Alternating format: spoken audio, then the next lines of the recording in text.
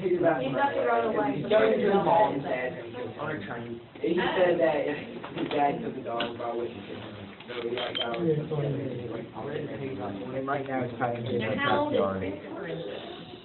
He's like 15. No, he's like 15, 3 days and 3 months. 3 months and 2 days.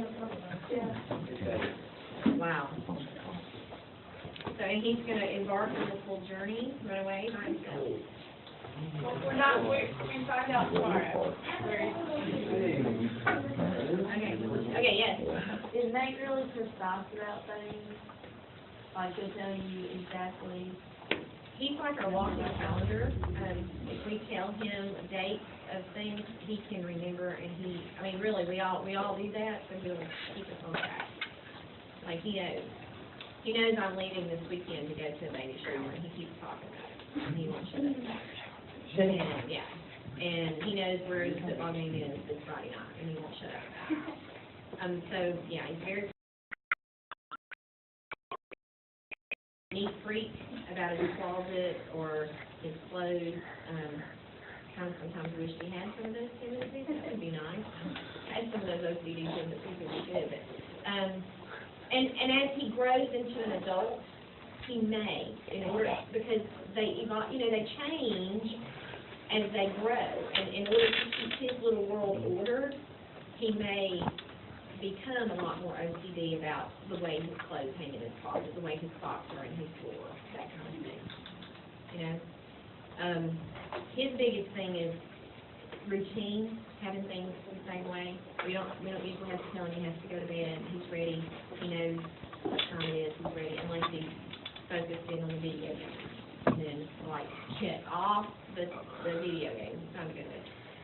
So, anybody else?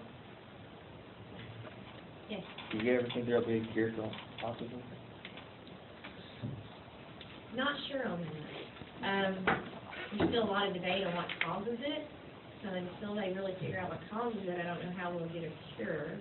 There's a lot of cool treatments out there that, I just read a book about a boy with autism that came out, and it was a fictitious book, but it was based on a true story of a young man who came out and actually started speaking and interacting with people based on drama and music.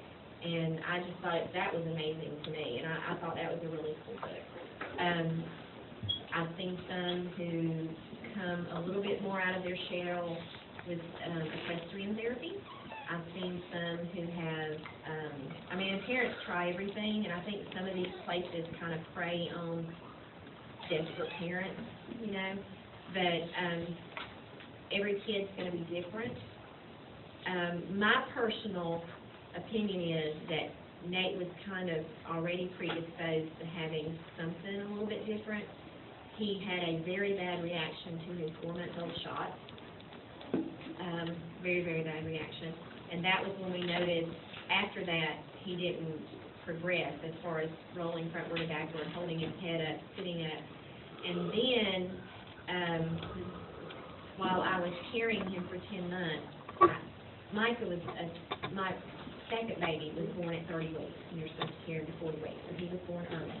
So they put me on, because I started going and having contractions with Nate at 26 weeks. So they put me on albuterol breathing, which is an asthma medication, and it keeps your uterus from contracting, and going into labor. So I was on that for 10 weeks while Nate was inside. And then now, they think there's a link to that in autism. So I think with being on that medication for 10 weeks, and him growing inside, plus the shot, I think it was just too much for his little neurological system, and it scrambled it. That's my opinion of what happened to my kid. Now, what happens to other people's kids, and I don't know. I'm not a medical scientist. I don't know. That's just what I think. What age was he diagnosed? He was not diagnosed until he was 7. We had, Is that late?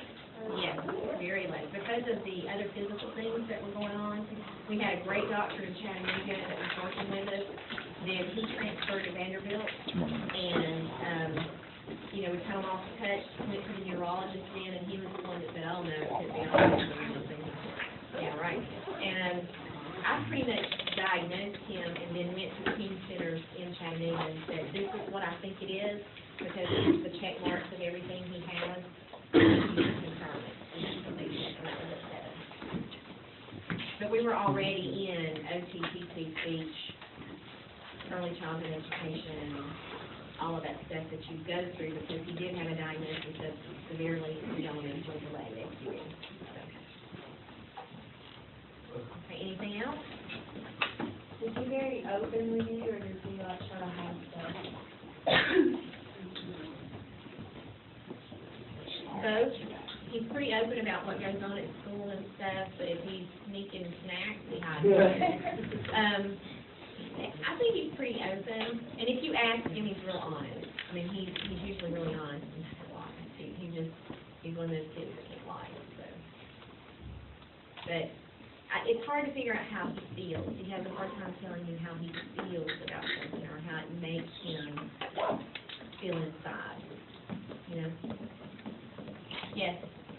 Did you have another one? Oh, yeah. Have you ever hit me? Have you ever hit me? Yeah, like. No. No, he's not a violent kid. I've been very, very blessed with that. He's not a violent kid. He's not, doesn't have those, when I say he has a meltdown, to me, he just kind of shuts down. He'll quit talking, kind of like the kid in the book. He'll just start staring down, just looking down. He won't look up. He won't, if you talk to him, he won't look up and look at you. He may answer you, but he just shuts down.